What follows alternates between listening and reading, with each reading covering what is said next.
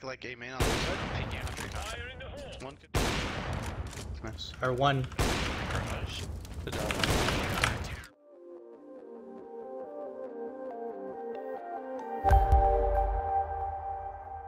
Hey guys, and welcome to my channel, Time is but a Window, and we're going to be playing some D-Cash today. Now this video is not going to be exactly like my normal ones where we just go over the gameplay. I actually wanted to go through and describe the B hold and also the A retake since we were playing such consistent spots this game.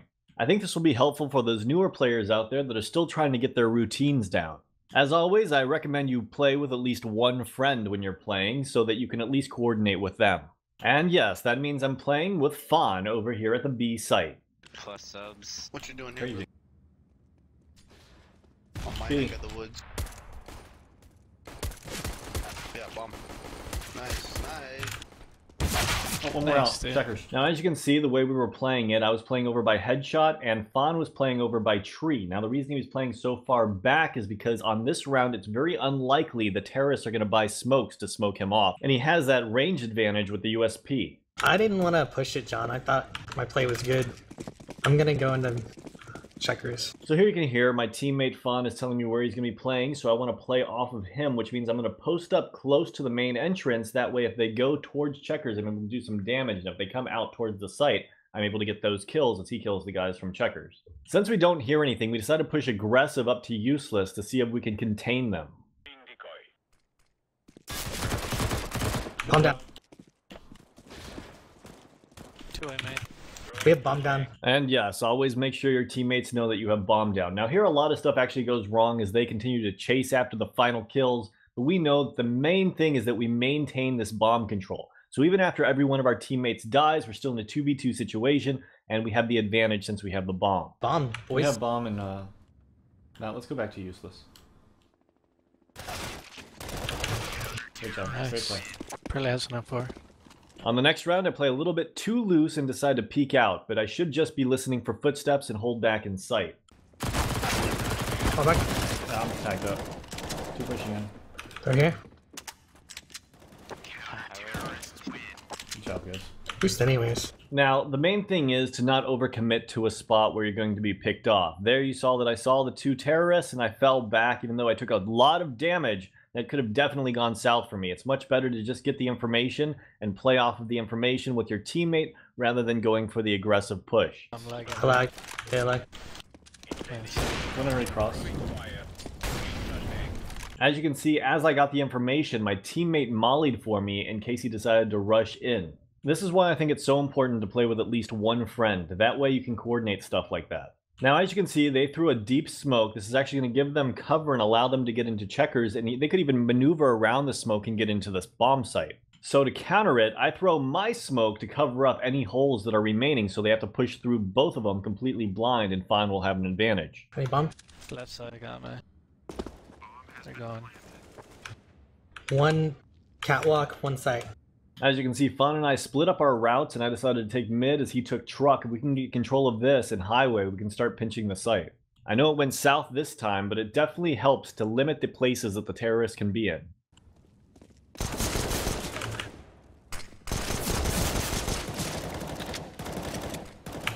One there, John. Tagged on. Site. Nice defuse. Nice. Is this server Please lagging get it now? up. So here we were kind of on a forced buy, so we kind of went with some risky plays. I just tried to back up Fawn as much as I could and do as much damage as I could, and my teammates are really the ones that were able to clean it up and did most of the work, so not much to learn from that. Now, since I am a sniper, usually if I have the spawn for it, but only if I have the spawn for it, I'll get this aggressive peek and just kind of hold the angle until someone crosses. That's me, John. I'm gonna rotate off. Now, while I'm holding and making sure no one crosses, Fawn can sneak his way up into checkers, and he can actually start to push aggressively and make sure that there's nobody over at the B site, so I don't have to worry about it at all. Here comes the retake. You know the most popular spots that people like to be when you're taking it from truck. One would be forklift, one would be towards red box, jumping up on top of it, and of course quad. You done forklift?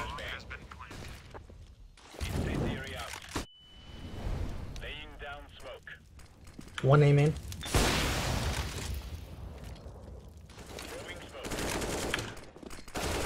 Got fucked.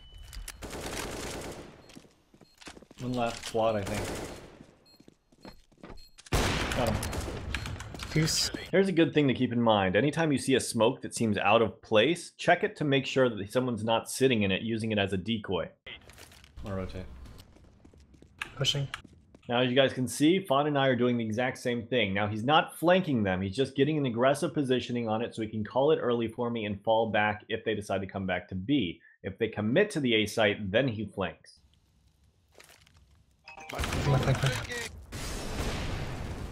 Second round. I bomb. Where's it at? Box, I think. Good job. Rinse and repeat. I was holding the angle for a second. Fawn gets across and he starts pushing up. He gets control of it and I rotate off to the A site to make it stronger. Squeak, let's go. Now remember to keep in mind, while he is pushing aggressive very frequently, I'm holding the angle to make sure no one's crossed. Now if we do see people, we do not push up. Left side, sir. Finally. Two there, three there. Rotating. Last three there.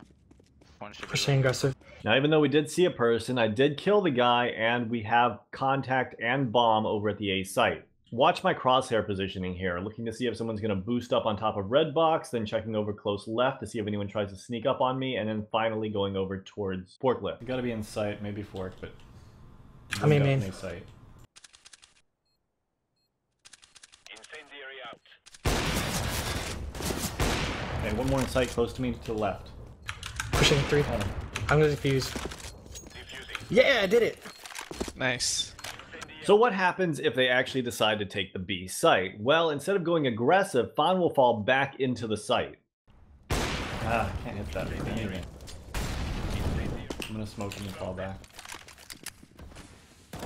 So because we didn't hear anything, I start rotating off of B to the next location that had made contact, which was middle.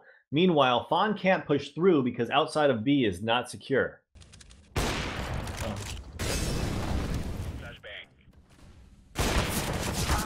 One more mid, back left side.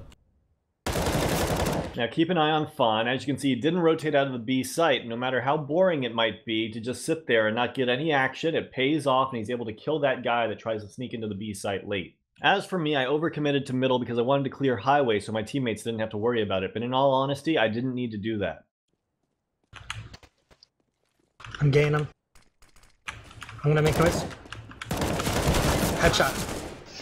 Both headshot, both headshot. Every time they come, they will go headshot. It's just like you on T side.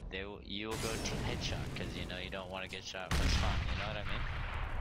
He's not wrong. The usual place for terrorists to go as soon as they enter the site is headshot because in that location they don't have to worry about being shot from heaven or tree. So if you're a terrorist and you're trying to take the site, it's always good to take over towards headshot because then you don't have to worry about so many angles.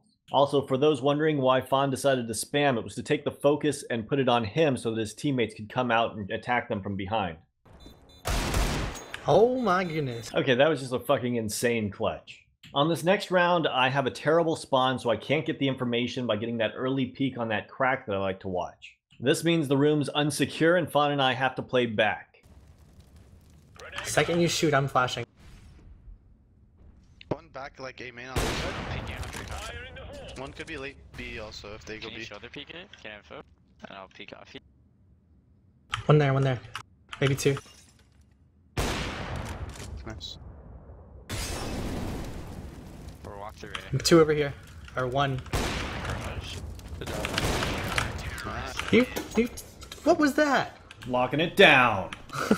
So you can see how Fawn comes in for the support play between my shots because I have that cycle time with the AWP of 1.2 seconds. Here you can see I had the spawn, so I took positioning and we know it's clear so Fawn can start pushing up and get control of it. Shit, and I'll rotate.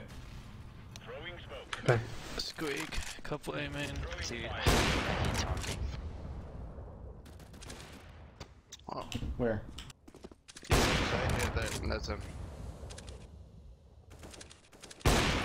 In sight? Sight.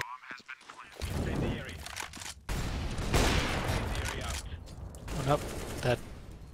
Good job. All it. They're all dead? Nice, they- you did it. So as you can see, I took down everything very systematically, as I mentioned earlier. Check for boost, check over to the left to make sure someone's not pushing up, and someone was. I took him down, and then check over towards forklift before you take the site. Meanwhile, because we had such an aggressive positioning over at B due to having that secure, Fawn was able to do a quick flank and make sure that the main A garage area was clear, and then finish off the final guy by quad box as I was coming to check it myself. One garage still. Shoot, John. Shoot. Go, rotate, John. And there's one of the ways Fawn likes to secure the area. There you can see I was shooting to make a distraction so he could peek out and see if he could get some information. Since it was clear, he pushed up, and I rotated over to the combat area, which was mid at the time. He was a main last scene, could be anywhere. Hey, he's an A. He's an A with bomb. Like an aiming. Just like, boosty box. There are so many mind games going on at this moment that it's going to take me a second to describe it after this clutch. Nice shot. Alright, so here's what happened. Fawn ended up telling me exactly where this guy's location was, so there was two ways he was going to go about playing it. Chances are he expected that I was actually already pushing up into sight, and that he could either jump up on top of the box or swing around it and come up from behind me. Since I knew this, I purposely slowed down my pacing to see if I could catch him as he tried to come around from behind me. This guy's a money bank. There's an M4. Shoot, John. Oh, never mind. There's a guy back to the left somewhere. Take a shot, I'm falling off Hey, though. man. Guy there. Oh. Do you want me to help? Already on fork. He's not going for it. This They're line taking is A. insane. So here you can see how easy it is to completely cut off our aggressive pushes. In 3A with the bomb. They're legends. One's all the way by truck already. So here we're going to have to change up our playstyle because now I have an M4 and you guys know I'm not exactly comfortable with it. Boost me up this vent thingy, if you can. What thing? Oh god, hurts. Fine. Did he just call the vent a wind thingy?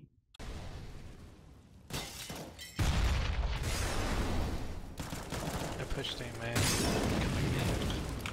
3 or One 4B. main garage lit.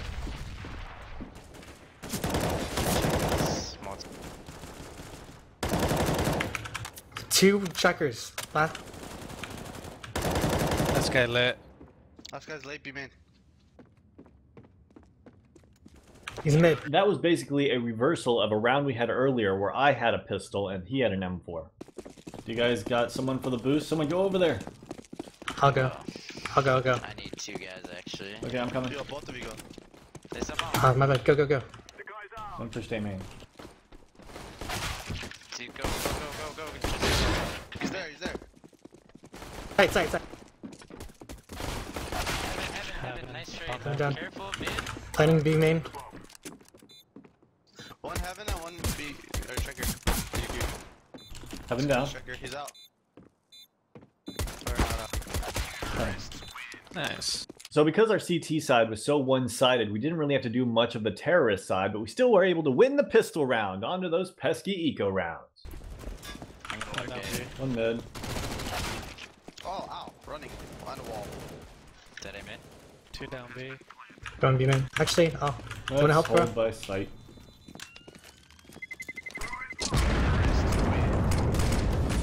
So because the first half was so one-sided, we had a few options here. We knew the CTs had to force up this round, but we didn't really have to force up ourselves. In fact, even if we lost this round, we had so many opportunities, I figured we might as well go for a full buy next round as well. And I'll just save with an MP5 this round and see what I can do. Yes. Oh, come on. I want the boost. Here, go up again. Well, Me and Wordle. Heaven. let's go connector. Dude, this gun sucks. He's fucking CT. Whoa. He has an AK now. CT spawn. 2-on-2.